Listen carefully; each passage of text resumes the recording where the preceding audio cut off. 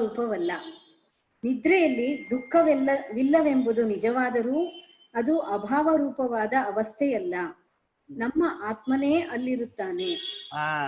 ನಮ್ಮ ಆತ್ಮನನ್ನು ನಾವು ಅಲ್ಲಿ ದುಃಖಾಭಾವ, ಸುಖಾಭಾವ, ವಿಷಯಾಭಾವ, ಅಹಮತಾಭಾವ ಮುಂತಾದ ರೂಪದಲ್ಲಿ ಕಾಣುತ್ತೇವೆಂದು ಎಣಿಸುವುದು ತಪ್ಪು.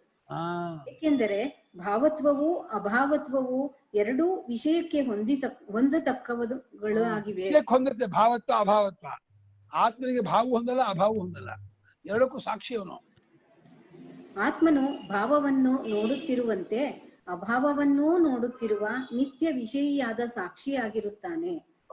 ಇದೂ ಅಲ್ಲದೆ ಅಭಾವವೆಂಬುದು ಪ್ರತಿ ಯೋಗಿಯ ಜ್ಞಾನದಿಂದಲೇ ತಿಳಿಯಬರತಕ್ಕದ್ದು. ಇದು ಅಭಾವ ನೋಡಕ್ಕಾಗಲ್ಲ. ಅಭಾವ ಇಲ್ಲಿ ಘಟಾಭಾವ, ಘಟ ಹೇಳ್ಬಿಟ್ಟು ಘಟ ಪ್ರತಿಯೋಗಿ ಅಭಾವ ಹೇಳ್ಬೇಕು ಹೊರತು ಬರೀ ಅಭಾವ ಏನಿಲ್ಲ ಹೇಳೋದು ಹಾಗಲ್ಲ. ಉದಾಹರಣೆಗೆ ಘಟವೆಂದರೇನೆಂಬ ಅರಿವು ಇದ್ದ ಹೊರತು ಘಟದ ಅಭಾವವೆಂಬ ಮಾತಿಗೆ ಅರ್ಥವಾಗುವುದೇ ಇಲ್ಲ. ಆದ್ದರಿಂದ ಎಲ್ಲಿ ಘಟದ ಅರಿವಿರಬಹುದೋ ಅಲ್ಲಿ ಘಟದ ಅಭಾವದ ಅರಿವೂ ಇರಬಲ್ಲದು. ನಿದ್ರೆಯಲ್ಲಿ ಯಾವ ಭಾಗವಾಗಲಿ ಅದರ ಅರಿವಾಗಲಿ ಇರುವ ಸಂಭವವಿಲ್ಲ. ಆದ್ದರಿಂದ ಯಾವ ಅಭಾವವಾಗಲಿ ಅದರ ಅರಿವಾಗಲಿ ಇರುವುದಕ್ಕೆ ಅಲ್ಲಿ ಅವಕಾಶವಿರುವುದಿಲ್ಲ. ಆದ್ದರಿಂದ ನಿದ್ರೆಯನ್ನು ನಾವು ದುಃಖದ ಅಭಾವವು ಎಂದು ಮುಂತಾಗಿ ಭಾವಿಸುವುದಕ್ಕೆ ಎಚ್ಚರದ ದುಃಖವೇ ಮುಂತಾದವುಗಳೇ ಪ್ರತಿಯೋಗಿಯಾಗಿ ಇರುತ್ತವೆ ಎಂದು ಸಿದ್ಧವಾಯಿತು. ಆದ್ದರಿಂದ ನಿದ್ರೆಯನ್ನು ಅಭಾವ ರೂಪವೆಂದು ಭಾವಿಸುವುದೆಲ್ಲವೂ ಎಚ್ಚರದ ದೃಷ್ಟಿಯಿಂದಲೇ ಆಗಿರುತ್ತದೆ. ನಿದ್ರೆಯ ಅನುಭವದ ದೃಷ್ಟಿಯಿಂದ ನೋಡಿದರೆ ಭಾವಾಭಾವ ವಿಭಾಗವನ್ನೂ ಮೀರಿದ ಆತ್ಮನೊಬ್ಬನೇ ಅಲ್ಲಿ ಆನಂದ ರೂಪದಿಂದ ಇರುತ್ತಾನೆ. ಈ ಭಾವಾಭಾವತೀತವಾದ ಆನಂದವೇ ನಮಗೆ ವೇದಾಂತದಿಂದ ತಿಳಿದು ಬರಬೇಕಾಗಿರುವ ತತ್ವವು.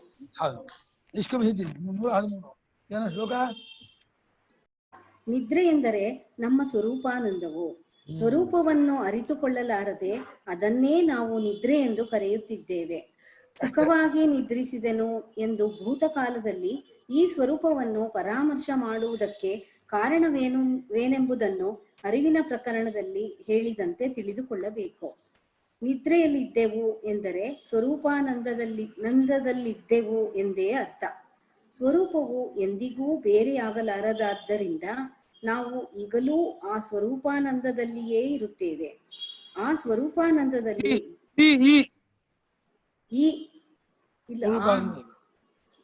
ಇಲ್ಲಿ ಆ ಅಂತ ಕೊಟ್ಟಿದ್ದೆ. ಹೌದಾ? ಈ ಇದೆ.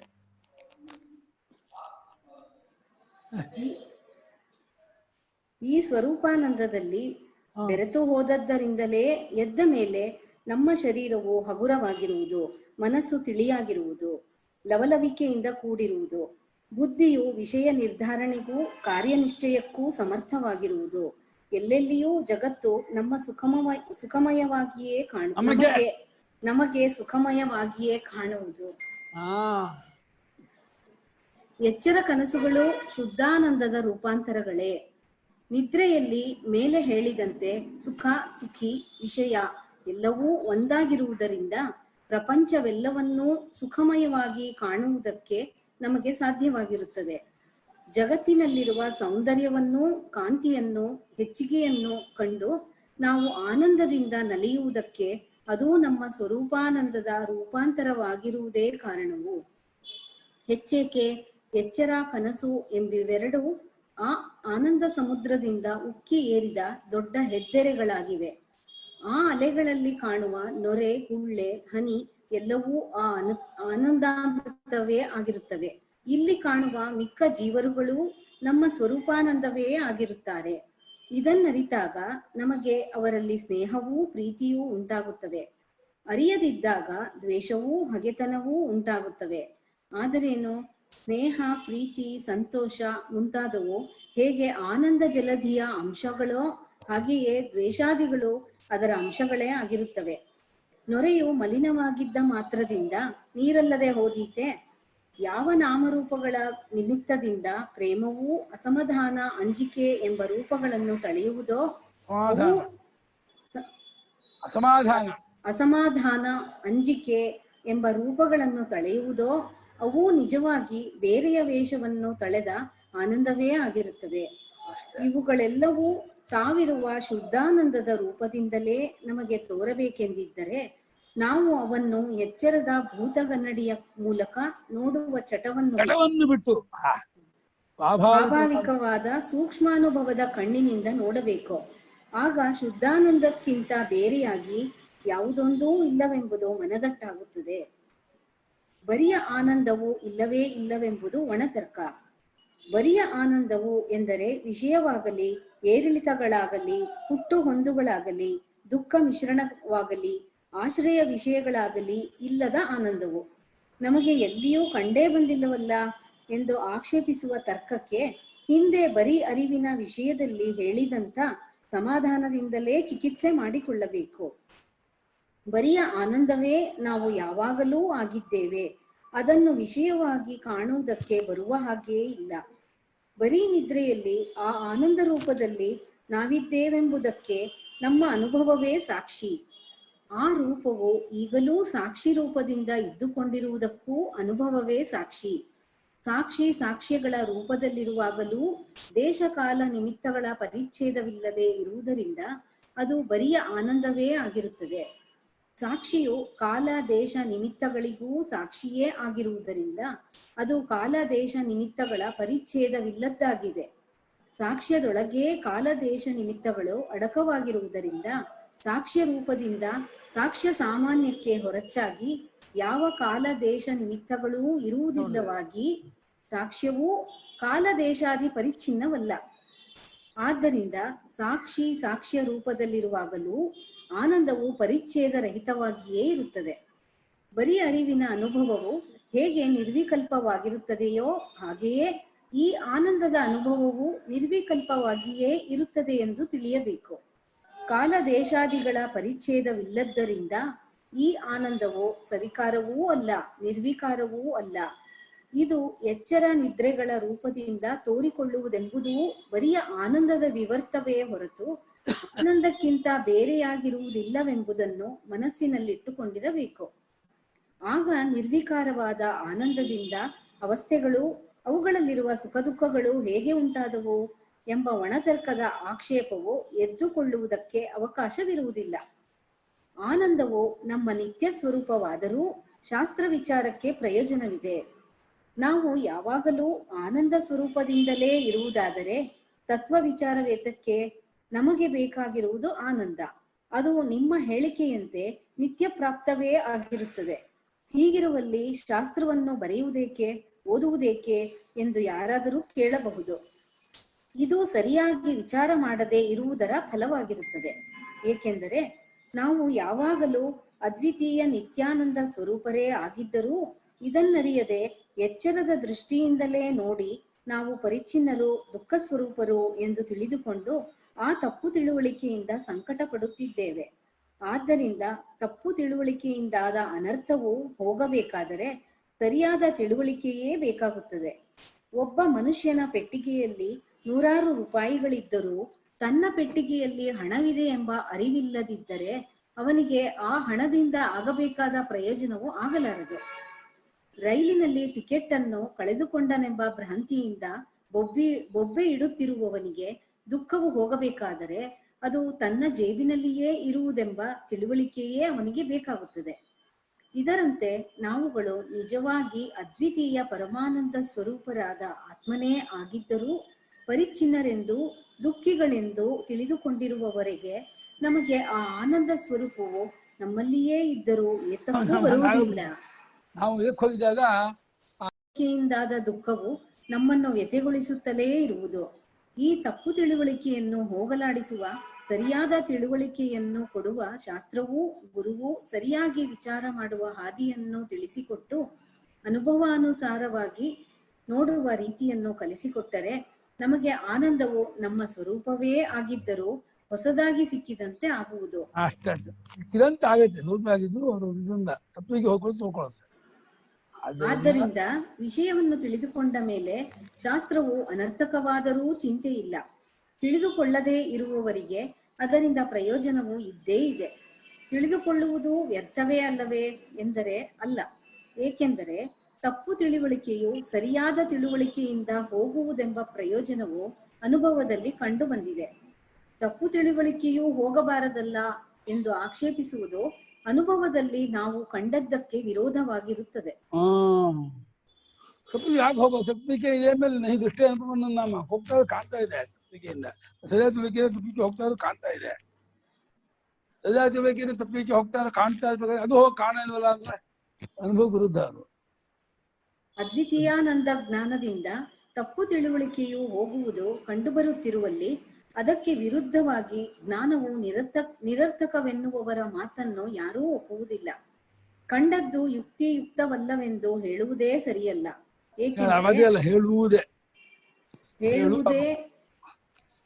ಹೇಳುವುದೇ ಸರಿಯಲ್ಲ. ಏಕೆಂದರೆ ಅದು ಕಂಡು ಬಂದಿರುತ್ತದೆ. ಅದು ಕಂಡು ಬರುವುದೆಂಬುದೂ ಯುಕ್ತವಲ್ಲ ಎಂದರೆ ಅದಕ್ಕೂ ಇದೇ ಯುಕ್ತಿಯನ್ನು ಹೊಂದಿಸಿಕೊಳ್ಳಬೇಕು. ಬೃಹದಾರಣ್ಯಕ ಭಾಷ್ಯ 1:4-10. ಏಕೆಂದರೆ ಕಂಡ ಮೇಲೆ ಕಾಣಬಾರದು ಎಂದು ಯುಕ್ತಿಯನ್ನು ಹೇಳುವುದೇ ಅವಿವೇಕವಾಗುತ್ತದೆ. ಕಡಿಮೆ ಕಾಣಬಾರ್ದು ಹೇಳ್ತಿದ್ದ ಕಾಣಬಾರ್ದಲ್ಲ ಯಶಿಲ್ಲಿ ಅಂತಂದ್ರೆ ಕಾಣ್ತಾ ಇರ್ಬೇಕಾದ್ರೆ ಕಾಣಬಾರ್ದಲ್ಲ ಅಂದ್ರೆ ಯುಕ್ತಿ ಬಿದ್ದೋಯ್ತು. ನಮ್ಮ ಸ್ವರೂಪವಾಗಿರುವ ಆನಂದವನ್ನು ಅರಿಯಬಹುದು. ಬರಿಯ ಆನಂದವು ನಮ್ಮ ಸ್ವರೂಪವೇ ಆಗಿರುವುದರಿಂದ ಅದನ್ನು ಅರಿಯಬೇಕಾದರೆ ಸ್ವರೂಪವನ್ನೇ ವಿಷಯವಾಗಿಸಿಕೊಳ್ಳಬೇಕಾಗುವುದಲ್ಲವೇ? ಇದು ಹೇಗೆ ಸಾಧ್ಯ ಎಂಬ ಆಕ್ಷೇಪ ಒಂದುಂಟು. ಅದಕ್ಕೆ ಪರಿಹಾರವನ್ನು ಅರಿವಿನ ವಿಷಯದಲ್ಲಿ ಹಾಕಿಕೊಂಡ ಇದೇ ಬಗೆಯ ಆಕ್ಷೇಪಕ್ಕೆ ಹೇಳಿದಂತೆಯೇ ಹೇಳಬಹುದಾಗಿದೆ. ಏಕೆಂದರೆ ಬರಿಯ ಆನಂದವೆಂಬುದು ನಮಗೆ ವ್ಯವಹಾರದಲ್ಲಿ ನಿದ್ರೆಯ ಅನುಭವದಿಂದ ಬಂದ ಭಾವನೆ. ಆದ್ದರಿಂದ ನಾವು ಬರಿಯ ಆನಂದವನ್ನು ಅರಿಯಬೇಕಾದರೆ ನಿದ್ರೆಯಲ್ಲಿದ್ದ ನಮ್ಮ ಸ್ವರೂಪವನ್ನು ಯೋಚಿಸಿಕೊಳ್ಳಬೇಕಾಗುವುದು. ಆಗ ಈಗಿನ ನಮ್ಮ ಎಚ್ಚರದ ಅರಿವು ತನ್ನ ಸ್ವರೂಪವನ್ನು ಕಳಚಿಕೊಳ್ಳಬೇಕಾಗುತ್ತದೆ. ಕೂಡಲೇ ನಮ್ಮ ವ್ಯಕ್ತಿತ್ವವು ಅರಿವು ಆ ಸ್ವರೂಪದಲ್ಲಿಯೇ ಬೆರೆತು ಹೋಗುತ್ತವೆ. ವಿಷಯೀ ಭಾವವಿಲ್ಲದ ಆನಂದವೇ ನಾವಾಗಿ ಬಿಡುತ್ತೇವೆ. ಹೀಗೆ ಬರಿಯ ಆನಂದವನ್ನು ಅರಿಯುವಾತನು ಆನಂದವೇ ಆಗಿ ಬಿಡುವುದರಿಂದ ಆಮೇಲೆ ಮತ್ತೆ ವಿಷಯೀ ಭಾವವು ಉಳಿದೀತೆಂದಾಗಲಿ ನಮ್ಮ ಸ್ವರೂಪವಾದ ಆನಂದವು ವಿಷಯವಾಗಿ ಮಾರ್ಪಟ್ಟೀತೆಂದಾಗಲಿ ಅರಿಯುವುದಕ್ಕೆ ಕಾರಣವು ಉಳಿಯುವುದಿಲ್ಲ. ಬ್ರಹ್ಮದ ಆನಂದವನ್ನು ಅರಿತಾತನು ಏತಕ್ಕೂ ಅಂಜುವ ಕಾರಣವಿಲ್ಲ. ತೈತ್ತಿರೀಯ 2:9. ಏಕೆಂದರೆ ಅನಂತವಾದ ಬ್ರಹ್ಮವೇ ತಾನಾಗಿರುತ್ತಾನಾದ್ದರಿಂದ ತನಗಿಂತ ಬೇರೆಯಾದದ್ದು ಯಾವುದೊಂದು ಇರುವುದೇ ಇಲ್ಲ. ಎರಡನೆಯದೊಂದಿದ್ದರಲ್ಲವೇ ಅಂಜಬೇಕಾಗುವುದು. ಬೃಹದಾರಣ್ಯಕ 1:4-2. ಉಪಸಂಹಾರ. ಮುಂದೆ ಕಾಣುವುದಿದು ನಾಶರಹಿತವಾದ ಬ್ರಹ್ಮವೇ, ಹಿಂದೆಯೂ ಬ್ರಹ್ಮವೇ, ಬಲಕ್ಕೂ ಎಡಕ್ಕೂ ಬ್ರಹ್ಮವೇ, ಕೆಳಕ್ಕೂ ಮೇಲಕ್ಕೂ ಹರಡಿರುವುದು ಬ್ರಹ್ಮವೇ, ಇದೆಲ್ಲವೂ ಅತ್ಯುತ್ತಮವಾದ ಬ್ರಹ್ಮವೇ. ಮುಂಡಕ 2:2-11. ಈವರೆಗೆ ಹೇಳಿದ್ದರ ಸಾರಾಂಶ. ಸಚ್ಚಿದಾನಂದ ದರ್ಶನ. ಈವರೆಗೂ ನಾವು ಪರಮಾರ್ಥವನ್ನು ಕಂಡುಹಿಡಿಯುವುದಕ್ಕೆಂದು ಇರವಿನ ದೃಷ್ಟಿ, ಅರಿವಿನ ದೃಷ್ಟಿ, ಸುಖದ ದೃಷ್ಟಿ ಎಂದು 3 ದೃಷ್ಟಿಗಳಿಂದ ವಿಚಾರ ಮಾಡಿರುತ್ತೇವೆ. ಒಂದಾನೊಂದು ಘಟನೆಯಲ್ಲಿ ಸೇರಿದ 3 ಪಾತ್ರಗಳು ತಮ್ಮ ತಮ್ಮ ಕಥೆಯನ್ನು ಹೇಳಿಕೊಂಡಂತೆ ಜಗತ್ತಿನಲ್ಲಿ ನಮಗೆ ಕಾಣಬರುವ ಇರುವು, ಅರಿವು, ಸುಖ ಈ 3 ತಮ್ಮ ತಮ್ಮ ಕಥೆಯನ್ನು ಅನುಭವವೆಂಬ ನ್ಯಾಯಾಧಿಪತೆಯ ಮುಂದೆ ಇಡುತ್ತಾ ಬಂದಿವೆ. ಇಲ್ಲಿ ಒಬ್ಬರ ಕಥೆಯು ಮತ್ತೊಬ್ಬರ ಕಥೆಯಂತೆಯೇ ಇದ್ದದ್ದರಿಂದ ಒಂದು ಹೇಳಿಕೆಯನ್ನು ಓದಿದ ಮೇಲೆ ಮತ್ತೆರಡು ಹೇಳಿಕೆಗಳು ನಮಗೆ ಮೊದಲಿನದರ ಪ್ರತಿಧ್ವನಿಯಾಗಿಯೇ ಕಂಡು ಬಂದವು. ಕೊನೆಯಲ್ಲಿ ನೋಡಲಾಗಿ ಇರವು, ಅರಿವು, ಸುಖ ಈ 3 ಒಂದೇ ಪರಮಾರ್ಥವೆಂದು ಆ ಪರಮಾರ್ಥವೇ ನಮಗೆ 3 ಬಗೆಯಿಂದ ಬೇರೆ ಬೇರೆ ವೇಷವನ್ನು ಹಾಕಿಕೊಂಡು ಇಲ್ಲಿ ಕಾಣುತ್ತಿದೆ ಎಂದು ತೀರ್ಮಾನವಾಯಿತು. ಆದ್ದರಿಂದ ಈ ತೀರ್ಮಾನದ ಸಿದ್ಧಾಂತವನ್ನು ಸಚ್ಚಿದಾನಂದ ದರ್ಶನವೆಂದು ಕರೆಯಬಹುದಾಗಿರುತ್ತದೆ. ವೇದಾಂತಿಗಳ ಅಭಿಪ್ರಾಯ. ಪರಮಾರ್ಥ ಒಂದಿದೆ ಎಂಬ ವಿಷಯದಲ್ಲಿ ಕೆಲವರು ಜಿಜ್ಞಾಸುಗಳಿಗೆ ಸಂಶಯ ಉಂಟು. ಯಾವುದು ನಮಗೆ ತೋರುತ್ತದೆಯೋ ಅದೇ ನಮಗೆ ಪರಮಾರ್ಥವಲ್ಲದೆ ಅದಕ್ಕಿಂತ ಬೇರೆಯಾಗಿ ಪರಮಾರ್ಥವಿಲ್ಲವೆಂದು ಕೆಲವರ ಅಭಿಪ್ರಾಯವಿದೆ. ಪ್ರಪಂಚದ ಒಂದು ಭಾಗದಲ್ಲಿ ಕೆಲವು ಕಾಲ ಮಾತ್ರವೇ ಇದ್ದು ಸಾಯುವ ಮಾನವನು ತನ್ನ ಅಲ್ಪಮತಿಯಿಂದ ಪರಮಾರ್ಥವನ್ನು ಅರಿಯುವುದೆಂಬುದು ಅಸಾಧ್ಯವೆಂದು ಕೆಲವರ ಅಭಿಪ್ರಾಯ. ತೋರುವ ಜಗತ್ತು ಒಂದೇ ಸಮನೆ ಸಂತತ ವಿಕಾರದ ತೊರೆಯಾಗಿ ಹರಿಯುತ್ತಿರುವುದರಿಂದ ಅದರಲ್ಲಿ ವಿಕಾರಕ್ಕಿಂತ ಬೇರೆಯಾಗಿ ಪರಮಾರ್ಥವೆಂಬುದೊಂದೇ ಇಲ್ಲವೇ ಇಲ್ಲ ಎಂದು ಮತ್ತೆ ಕೆಲವರ ಅಭಿಪ್ರಾಯ. ಈ ಎರಡು ಅಭಿಪ್ರಾಯಗಳು ಸರಿಯಲ್ಲವೆಂದು, ನಮ್ಮ ಮುಂದೆ ತೋರುತ್ತಿರುವ ಜಗತ್ತು ವಿಕಾರಾತ್ಮಕವಾಗಿದ್ದರೂ ವಿಕಾರಾತೀತವಾದ ಪರಮಾರ್ಥವು ಇದೆಯೆಂದು, ಅದನ್ನು ಮಾನವನು ಕಂಡುಹಿಡಿಯಬಹುದೆಂದು ವೇದಾಂತಿಗಳು ನಿರ್ಣಯ ಮಾಡಿರುತ್ತಾರೆ. ವೇದಾಂತಿಗಳು ಹೇಳುವ ಸಿದ್ಧಾಂತವು ಉಪನಿಷತ್ತಿನಲ್ಲಿದೆ. ಉಪನಿಷತ್ತಿನಲ್ಲಿ ಕರ್ಮೋಪಾಸನೆಗಳ ವಿಚಾರವೂ ಇದೆಯಾದರೂ ಬ್ರಹ್ಮಾತ್ಮ ತತ್ವದ ಜ್ಞಾನವೇ ಅವುಗಳಲ್ಲಿ ಪ್ರಧಾನವಾಗಿ ಹೇಳಿರತಕ್ಕದ್ದು. ಜ್ಞಾನವೆಂದರೆ ಸರಿಯಾದ ತಿಳುವಳಿಕೆಯಾದ್ದರಿಂದ ಅನುಭವಕ್ಕೆ ಹೊಂದಿಕೆಯಾದ ತಿಳುವಳಿಕೆಯನ್ನೇ ಉಪನಿಷತ್ತುಗಳಲ್ಲಿ ಸೂತ್ರ ರೂಪವಾಗಿ ತಿಳಿಸಿರುತ್ತದೆ. ಆ ಉಪನಿಷತ್ತುಗಳ ಮಾತನ್ನು ಉಪನಿಷದ್ ವಾಕ್ಯವೆಂಬ ಕಾರಣದಿಂದಲೇ ನಂಬಬೇಕಾದದ್ದೇನೂ ಇಲ್ಲ. ಪ್ರತಿಯೊಬ್ಬರೂ ಉಪನಿಷತ್ತಿನಲ್ಲಿ ಹೇಳಿರುವ ಕ್ರಮದಲ್ಲಿ ತತ್ವ ವಿಚಾರವನ್ನು ಮಾಡಿ ಪರಮಾರ್ಥವನ್ನು ಕಂಡುಕೊಳ್ಳಬಹುದು ಎಂಬುದು ವೇದಾಂತಿಗಳ ಅಭಿಪ್ರಾಯವಾಗಿದೆ. ಇಲ್ಲಿ ಶ್ರದ್ಧೆಯಾರ್ಥೇ ಈಶ್ವರೇ ಇಂತ್ವಮಾನತ್ವ ಹೇತೂನಾ ವೇದವಾಕ್ಯೇಷು ಸಂಭವಾತ್. ಇದು ನಂಬ್ಕೋಬೇಕು, ಈಶ್ವರ ಹಾಗಂತಿಲ್ಲ. ಅಮಾನತ್ವ ಹೇತು, ಅಪ್ರಾಮಾಣ್ಯ ಕಾರಣ ಅಲ್ಲಿಲ್ಲ. ತಿಳಿಸ್ಕೊಡ್ತಾ ಇಲ್ಲ, ತಪ್ಪಾಗಿ ತಿಳಿಸ್ಕೊಡ್ತಾ ಇದೆ, ಸಂಶಯ ತಿಳಿಸ್ಕೊಡ್ತಾ ಇದೆ ಅಂತ ಆ ತರಹ ಇಲ್ಲವಾದ್ರಿಂದ ವೇದವಾಕ್ಯ ಪ್ರಮಾಣ ಅನ್ಸ್ಕೊಂಡಿದೆ. ಅಮಾನತ್ವ ಹೇತೂನಾ ವೇದವಾಕ್ಯೇಷು ಸಂಭವಾತ್. ಅರ್ಥಕಾರ ಉಪಯೋಗಿಸುವ ಅವಸ್ಥಾತ್ರಯ ಪರೀಕ್ಷಾ ಕ್ರಮ ಆರಂಭ ಶುರು ಮಾಡ್ತಿದಾರ, ಅಲ್ಲಿಂದ ಶುರು ಮಾಡಿ ಶುರು ಮತ್ತೆ ಅದಕ್ಕೆ ವೇದಾಂತ ದರ್ಶನದಲ್ಲಿ ಒಂದಾನೊಂದು ಅಸಾಧಾರಣ ಪ್ರಕ್ರಿಯೆಯನ್ನು ತಿಳಿಸಿರುತ್ತದೆ. ಅವಸ್ಥಾತ್ರಯವನ್ನು ಪರೀಕ್ಷಿಸಿದ ಮೇಲೆ ಅನುಭವವನ್ನು ಯುಕ್ತಿಯಿಂದ ಶೋಧಿಸಿ ತೀರ್ಮಾನ ಮಾಡುವುದೇ ಆ ಪ್ರಕ್ರಿಯೆಯು. ಪ್ರಪಂಚದಲ್ಲಿ ಮಿಕ್ಕವರೆಲ್ಲರೂ ಎಚ್ಚರವೊಂದನ್ನೇ ಪ್ರಧಾನವಾಗಿ ಎಣಿಸಿ ಮಿಕ್ಕವಸ್ಥೆಗಳನ್ನು ಎಚ್ಚರದ ಕಣ್ಣಿನಿಂದ ನೋಡುವುದರಿಂದ ಅವರದು ಅಪೂರ್ಣ ದೃಷ್ಟಿಯಾಗಿರುತ್ತದೆ.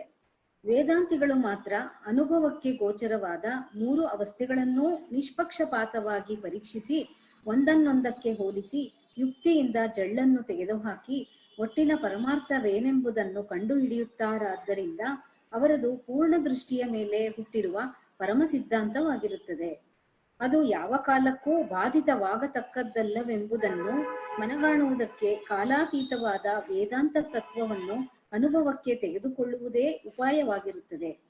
ಮಿಕ್ಕ ದರ್ಶನಕಾರರು ಅನುಭವ ಯುಕ್ತಿಗಳನ್ನು ಉಪಯೋಗಿಸುತ್ತೇವೆಂದು ಹೇಳುತ್ತಿದ್ದಾರೆ. ಆದರೆ ಅವರು ಹೇಳುವ ಅನುಭವವು ಎಚ್ಚರದ್ದು, ಯುಕ್ತಿಯೂ ಎಚ್ಚರದ್ದೇ. ಆದ್ದರಿಂದ ಅವರು ಹೇಳುವ ಅನುಭವವು ಅಪೂರ್ಣವಾಗಿಯೂ ಯುಕ್ತಿಯು ಅವ್ಯಾಪಕವಾಗಿಯೂ ಇರುತ್ತದೆ. ವೇದಾಂತಿಗಳು ಅವಲಂಬಿಸಿರುವ ಪೂರ್ಣಾನುಭವವು ವ್ಯಾಪಕ ಯುಕ್ತಿಗಳು ಅವಕ್ಕಿಂತ ಪ್ರಬಲವಾಗಿರುತ್ತವೆ. ಅವಸ್ಥೆ ಎಂದರೇನೆಂಬುದನ್ನು ಮನಸ್ಸಿಗೆ ತಂದುಕೊಳ್ಳದೆಯೇ ಅವಸ್ಥಾತ್ರಯವನ್ನು ವಿಚಾರ ಮಾಡುವವರೂ ಉಂಟು. ಆದರೆ ಅವರ ಕ್ರಮದಿಂದ ಅದ್ವಿತೀಯಾತ್ಮ ತತ್ವವು ಸಿದ್ಧಿಸುವುದಿಲ್ಲ. ಏಕೆಂದರೆ ಅವರು ತಮ್ಮ ತಮ್ಮ ದೇಹದಿಂದ ಪರಿಚ್ಛಿನ್ನವಾಗಿರುವ ಆತ್ಮನ ಸ್ವರೂಪಗಳನ್ನು ಮಾತ್ರ ವಿಚಾರಿಸುತ್ತಾರೆ. ಮಾಂಡುಕ್ಯ ಭಾಷ್ಯ 3.